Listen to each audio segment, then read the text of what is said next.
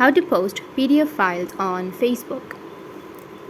So if you want to post PDF files on your Facebook, then what you need to do is first you need to open up your Facebook application. And now if you just go with the post section, then you won't have an option to post PDF files, right? So what you need to do is you just need to simply go with your drive. You need to save your PDF file to your drive. Once you have your PDF files, now you just need to simply tap on the three dots which is on the right side of that PDF, and here you need to copy the link.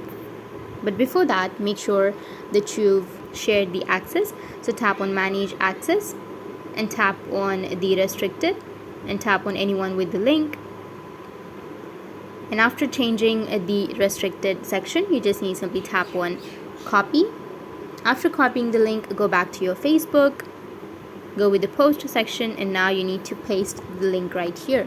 After that, you can just simply post, and if the other person taps on that link, they'll be directed to that post.